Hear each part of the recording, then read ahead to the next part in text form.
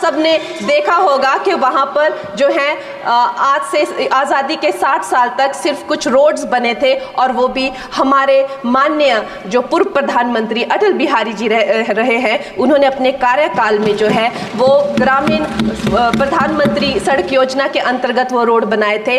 लेकिन पिछले 10 वर्षों में प्रधानमंत्री नरेंद्र मोदी जी की सरकार ने हमारे क्षेत्र को जो है एम्स, IIT, IIM जैसे वैश्विक स्तर के जो है वो संस्थान दिए हैं, और वंदे भारत जैसी ट्रेन को हमारे हिमाचल में पहुंचाया है। हमारे हिमाचल जैसे छोटे से राज्य को 3,500 करोड़ की लागत का मनाली कीर्तपुर जो है वो हाईवे दिया हुआ है, जिसमें माननीय महोदय जी 5 से ज़्यादा टनल हैं और 37 से ज़्यादा उसमें ब्रिजेस हैं। ऐसे वैश्विक स्तर की जो है हमें इंफ्रास्ट्रक्चर वहाँ पे मिली है, और साथ ही पूरे देश के लिए जो एक बहुत ही अद्भुत इंफ्रास्ट्रक्चर मार्बल है, जैसे कि हमारी अटल टनल 9 किलोमीटर की जो वो अटल टनल है, विश्व की सबसे लंबी टनल है, और वो एक सिंगल ट्यूब हाईवे जो है वो पूरे विश्व के लिए जो है एक बहुत बड़ा उदाहरण है। और उसके साथ ही 11,000 करोड़ के हाइडल प्रोजेक्ट्स हमारे हिमाचल प्रदेश को दिए हैं। अगर मैं ये सूची यहाँ पे रखूँ तो शायद आप लोगों का बहुत वक्त जो है इसमें लग जाए, लेकिन लाखों लाभार्थी जो है वो चाहे मुफ्त राशन हो, चाहे PM की जो है वो मकान हो या आयुष्मान हो, हमारा हिमाचल प्रदेश एक ऐसे राज्य है जो पूरी तरह से शौच फ्री है, और वहाँ घर घर में जो है वो गैस चूल्हे का कनेक्शन लगा है। एक भी माता, एक भी बहन गैस चूल्हे के कनेक्शन के बिना नहीं है। स्पीकर सर, इनके मुताबिक गए 2014 के पहले कोई भी अच्छा काम देश में नहीं हुआ, और कुछ महानुभावों के मुताबिक देश आज़ाद ही 2014 में हुआ। खैर, आप कितनी भी कोशिश कीजिए, लेकिन इस सच्चाई को नहीं झटला सकते कि आज जो भारत चांद पर पहुंचा उसकी नींव इसरो के रूप में पंडित नेहरू जी ने रखी थी।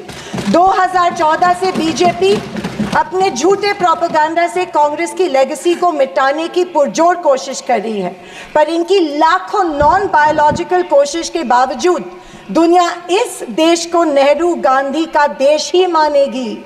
ये दुनिया की किसी भी कोने में जब जाते हैं तो इनको गांधी जी के प्रतिमा के सामने ही नतमस्तक होना पड़ता है। ऐसी सरकार और ऐसे वित्त मंत्री से हम क्या उम्मीद करें जो प्याज के बढ़ते दाम के सवाल पर कहती है कि दाम बढ़ते हो तो बढ़ने दो, मैं प्याज नहीं खाती। स्कूल कॉलेज के फीस बढ़ते तो बढ़ने दो, हम शिक्षा नहीं भक्त बढ़ाते हैं। पर फिर भी जनता की प्रतिनिधि होने के नाते मेरा दायित्व है कि मैं लोगों के प्रश्न इस सदन में समक्ष पेश करूं। यह है महाराष्ट्र की सोलापुर लोकसभा सीट से कांग्रेस सांसद परिणीति शिंदे। मानसून सत्र के दौरान सांसद कंगना राणौत को क्या खूब धोया। उन्होंने कहा, कुछ महानुभावों के अकॉर्डिंग 2014 के बाद ही देश में अच्छा काम हुआ।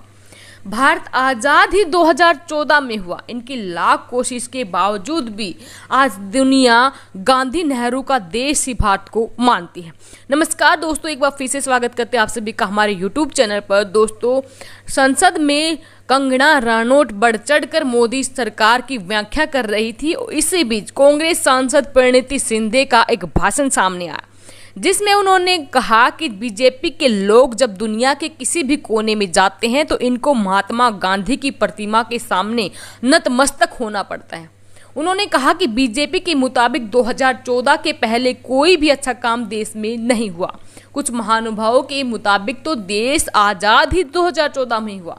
खैर, आप कितनी भी कोशिश कीजिए, लेकिन इस सच्चाई को कोई टाल नहीं सकता। आज जो भारत चांद पर पहुंचा उसकी नींव इसरो के रूप में पंडित नेहरू ने ही रखी थी।